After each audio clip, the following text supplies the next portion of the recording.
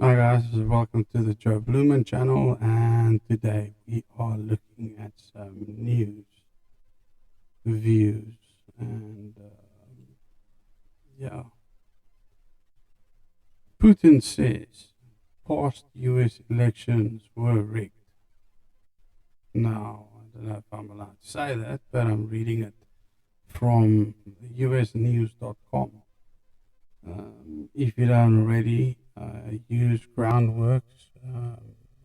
Groundworks actually gives you, or Ground News, that actually gives you a rating for the various articles and tells you if it's biased, if it's left, if it's right, if it's factual. So you definitely go check it out. I'll put a link in the description. And then if you do subscribe, I get a little bit of money. Right, let's go. Russian President Vladimir Putin attends the all-Russian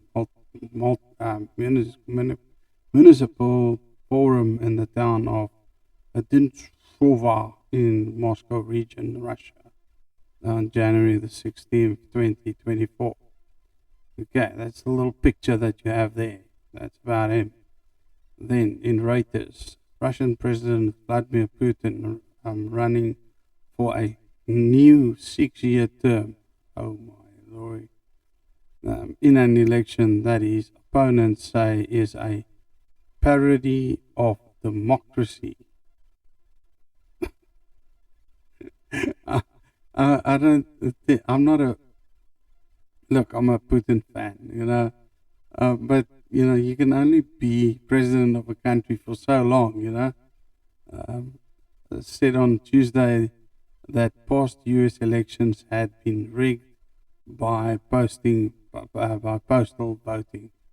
In the United States, previously elections were falsified through postal voting. They bought ballots for $10, filled them out, and threw them into the mailboxes without any supervision from observers. And that's it, Putin said, without providing evidence. Okay, so he didn't provide any evidence, and all the court cases and everything everybody did hasn't provided any evidence according to this newspaper article. And I'm not going to comment on my position on this fact because it might get me kicked off YouTube, which I just sort of gotten back into.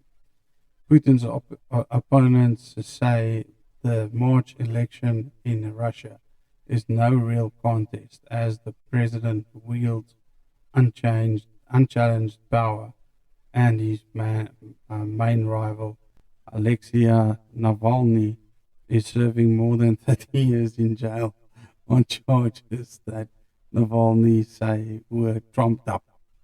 Trumped up. What a nice, word to say. I hope America gets trumped up as well.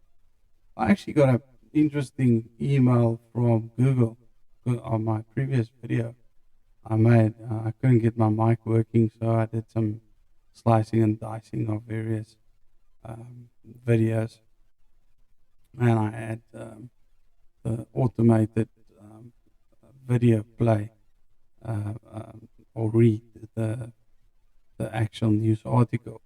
And because of the header that I used, Donald Trump and the election results inside of the title of the video, they demonetized the video, and they said that I cannot be using the video. They actually removed views. My views disappeared on the video, and they said that, okay, well, I can't make any revenue out of this video, and I need to have a license to be able to make statements like that. So I found that kind of interesting, having to have a license to talk about Donald Trump and the elections. So that's a new method that they're getting to silence YouTubers to talk about Donald Trump and what's going on. I think with Twitter now being a really open place to speak, I think YouTube is going to be following gonna have to follow suit. Um, they've lost a couple of court cases now. Um, you know, and hopefully they continue to lose court cases against guys that they take off YouTube. Because all they're doing is they're moving people over to other platforms, and it's kind of screwed up because I don't want to move away from YouTube. I grew up on YouTube. What the hell? Why would I want to move to another platform unless you force me to? And there's already a bunch of guys that have moved to other platforms that weren't even kicked off YouTube. They're just not making videos on YouTube anymore, or they're posting it on another channel, and then YouTube is like a secondary channel for them. So yeah. But getting back to Putin, I think Putin's been president for too long. He shouldn't be for that long. I do think he knows what he's doing, and I don't think it's the right time for anybody else to take over.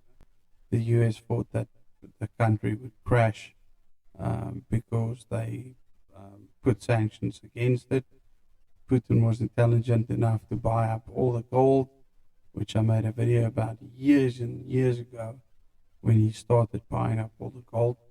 And they've got a shitload of oil reserves. So in other words, they've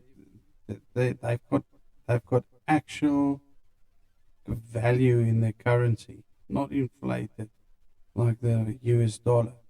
And the problem is that the US dollar gets most of its value through the trading of oil, which it's now not wanting to do anymore. So as soon as China and India and these guys stop trading in US dollar, then the American dollar is going to have a bit of a problem. I don't hope that on anybody. I'm in South Africa, and we had similar situations where we are actually in a situation where our currency is basically almost worth nothing. So, and the country next to us, Zimbabwe, they would take a wheelbarrow full of money to the shop to go and buy a bread. You don't want that in your country. It's not nice. Anyway, speak to you again.